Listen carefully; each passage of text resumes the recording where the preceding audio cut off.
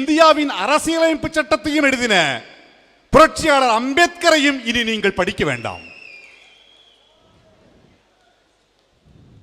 பிராமணிய எதிர்ப்பு, இறை மறுப்பு ஆகிய மகத்தான கோட்பாட்டுகளை முன்னிறுத்தி இன்று 143 ஆண்டுகளுக்கு முன்பு பிறந்து விடுதலை வாழ்க்கைக்காக, சமூகத்தில் நிலவுகின்ற மூடநம்பிக்கைகளுக்காக அவற்றையெல்லாம் உடைத்திரித்து ஒரு மாற்றுச் சமூகத்தை கண்டுகொள்ள வேண்டும் என்பதற்காக தன் வாழ்நாள் முழுவதும் ஒரு கையில் மூத்திரப்பையும் இன்னொரு கையில் ஊன்றுகோலுமாக நடந்து திரிந்த ஈரோட்டு கிழவன் தந்தை பெரியாரின் எழுத்துக்களையும் நீங்கள் படிக்க வேண்டாம்.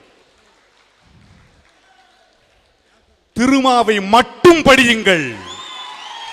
திருமாவுக்குள் இத்தனை பேரும் அடக்கம், கார்ல் மார்க்ஸ் அடக்கம், ஏங்கிள்ஸ் அடக்கம், புரட்சியாளர் அம்பேத்கர் அடக்கம், பெரியார் அடக்கம், அயோத்திதாச பண்டிதர் அடக்கம். இந்த சமூகம் திருமாவை மட்டும் படித்தால் போதும், இத்தனை பேரையும் படித்ததற்கு சமம்.